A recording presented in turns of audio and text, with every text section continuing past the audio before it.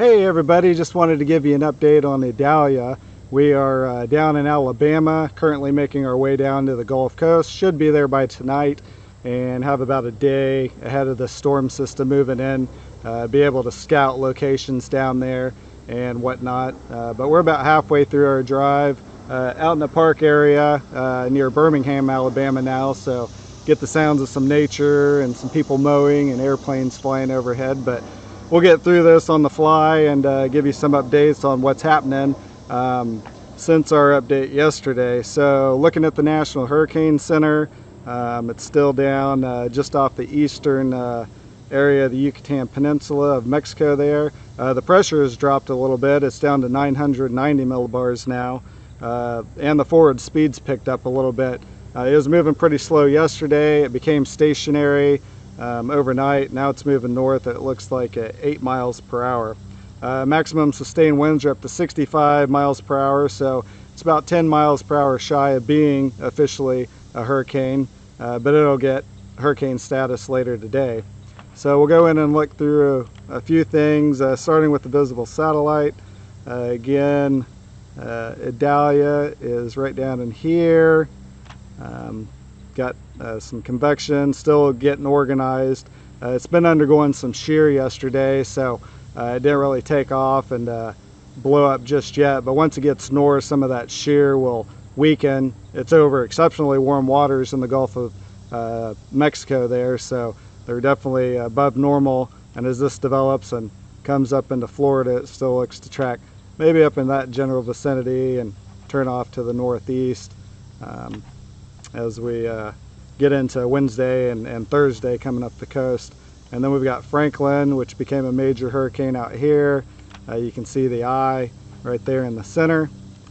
So that's visible satellite this morning, looking at these two tropical systems in the Atlantic Basin.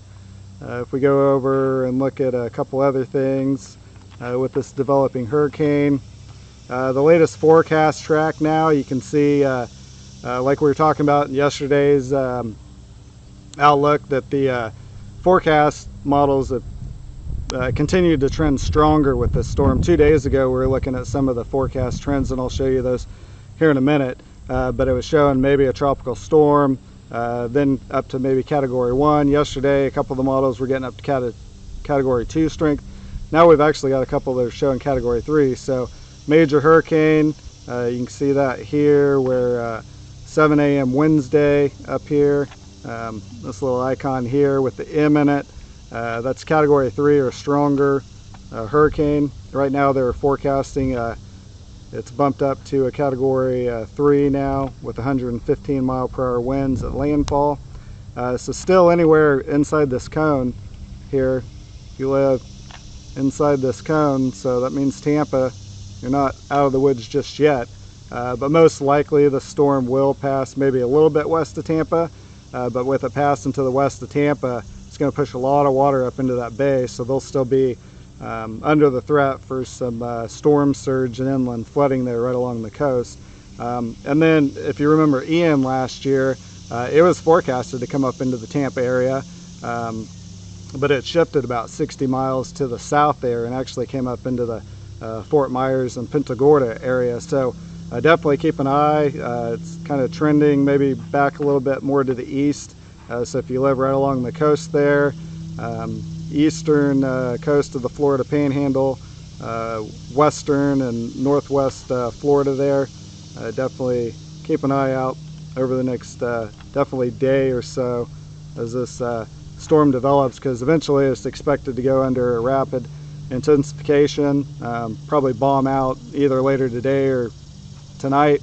And bombing out is basically just when the system drops a millibar per hour over a 24 millibar period. So that would be the system gaining rapid strengthening, which is expected to do. One of the higher end models with the strength of the storm is this one here, showing a little bit more westward track, but 935 millibar low. That's a pretty intense storm into the category 4 strength. Don't think it will quite reach that, but that's not out of the realm of possibilities there. More than likely it'll be a category 3 when it comes inland, but then again, intensity is one of the hardest things to forecast. A lot of these storms over the last few years have been notorious for rapid intensification, even as they're coming on shore.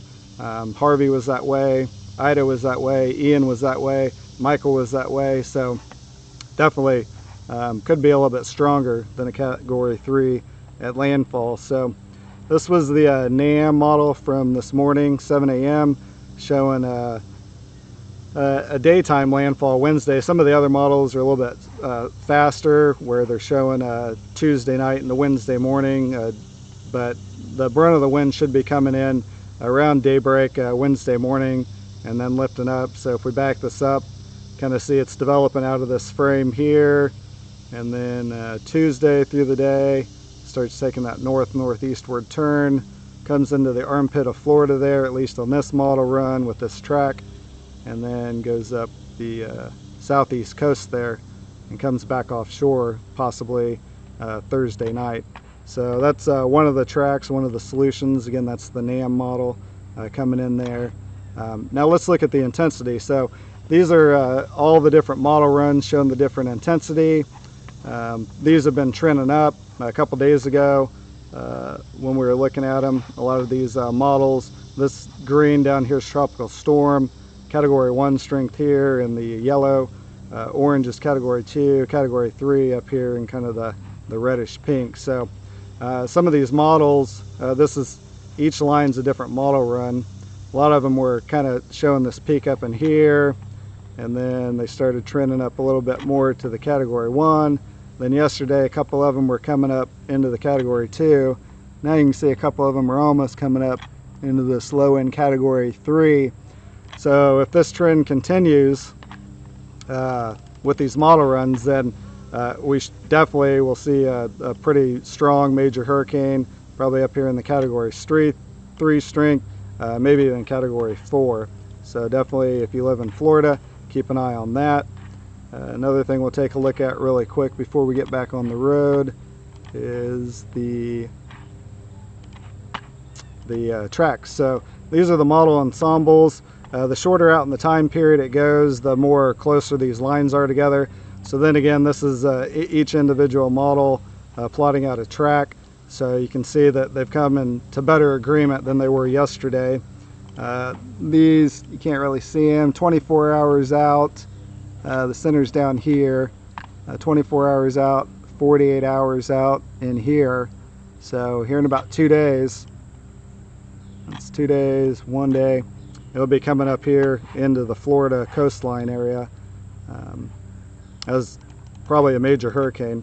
So you can see that the spread amongst the models at landfall has gotten a lot narrower in here, and that'll continue to do so as we get more model data in later runs, and this thing gets closer to the Florida coast. These will become a lot more compact and more in agreement, kind of like they are down in here. So just a couple other things to go over really quick. We'll take a look at the rainfall. So some of the effects, we should back this up. We'll go over some of the effects real quick of this hurricane for the Florida residents. Starting with this run, again, looking at the possible tornado potential. Now, if this storm's moving northeast, we kind of plotted out a more northward storm movement yesterday, but it's moving northeast up this way, and we dissect this storm. Still have pretty good area out here, especially along the coast here, for some tornado spin-ups as these squalls and storms come on shore and move inland. Even inland tornadoes possible. We'll go back over here and look at the potential rainfall. It could be some inland flooding from Florida up here through southeast Georgia, South Carolina, North Carolina. Anywhere from 6 to 10 inches of rain is expected in this orange shading. So that could lead to some inland flooding, some flooded roadways, and then the storm surge threat. The wind obviously is going to create down trees, power lines, probably some roof and structural damage, widespread power outages with the storm, and then the peak storm surge forecast up to an 11-foot surge up into this armpit of Florida area, which is one of the most surge flood prone areas in the United States up in here, because this land and the shelf, continental shelf. The Gulf is real shallow out here, so those waves can push a little bit further inland. So anywhere the center tracks, we'll say it's going to come up. Say if it kind of comes up here, definitely this area is going to see the most onshore winds, water being pushed inland and flooding. And then again, down here in the Tampa area, you can see this bay, Tampa Bay. They're not expected to get as much, but all that water is going to get pushed in that bay and flood some of the areas just because all that water being pushed in there. So definitely pay attention to the track, storm surge flooding. If you go over, if you live in Florida, if you go over to the National Hurricane Center, there's actually some more interactive storm surge maps here that you can check out to get a better idea of maybe your local address and what these storm surge inundation maps look like. But if you zoom in here real tight, this will give you a good idea of some of these water levels coming into the different areas along Florida here, and some of the storm surge as the water comes in along the coast. So definitely take a look at that if you live in that area. Even in the Tampa area down here, you can see how some of this water is going to come in and create some flooding down here along these areas. And you can even zoom into, this is as far as it'll let you zoom in, but you can see these different zones and the flood inundation map. So anyway, if you live in Florida, definitely pay attention to the storm, stay safe, evacuate if you need to, and we'll keep posting updates as the storm develops into potentially major hurricane. Thanks for tuning in, and again, if you haven't subscribed to this YouTube channel, please do so.